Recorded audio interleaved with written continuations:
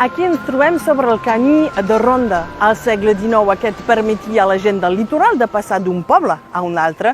Ara és el terreny de joc dels excursionistes.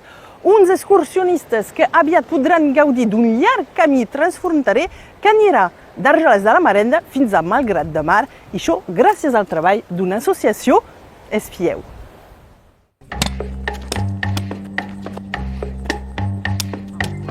Un camí de mar continu que connecti la Costa Brava amb la Costa Vermella.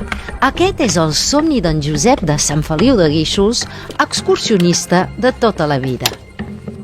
I ara, de mica en mica, una de les il·lusions que tinc és completar tots els camins del mar. Home, aquest camí que es pretén ara ens permetrà a moltíssima gent, a més de conèixer la natura, les muntanyes que tenim ben bé arran de mar, les petites cales. No és una cosa, un passeig per mirar només el paisatge, sinó que has de fer esforços, has de fer escales, baixar pendents. El somni d'en Josep es farà realitat gràcies als impulsors del projecte Camí de Mar. Busquen eliminar els 33 quilòmetres inexistents entre Argelers de la Marenda i Malgrat de Mar.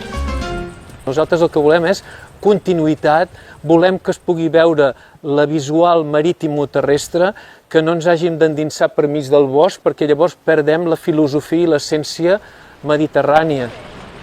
La sostenibilitat està en l'ADN definidor del projecte, perquè el nostre projecte vol la protecció i la preservació dels espais naturals, també vol la protecció i la salvaguarda del patrimoni cultural, que vol dir que també hi hagi l'opció de visitar els llocs que estan una mica a l'interior i d'aquesta manera tenim una visió conjunta del país i del rerepaís.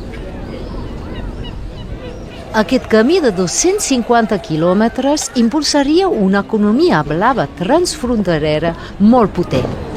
El Camí del Mar acabarà sent, jo diria, la constatació d'aquesta voluntat que tenim de treballar i d'unir els veïns francesos amb nosaltres, i que jo crec que evidentment serà un gran factor que augmentarà la promoció econòmica del municipi de Llançà i de tots els municipis que hi participarem, esclar.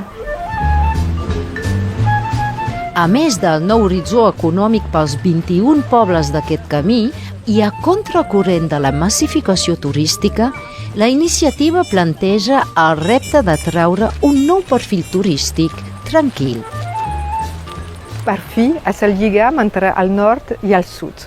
Tenim la mateixa cultura, tenim el mateix mar, tenim inclòs també els mateixos turistes, i a través d'aquest turisme més lent, el slow turisme, es pot desenvolupar un turisme 4 estacions, diguem, des de la primavera fins a la tardor.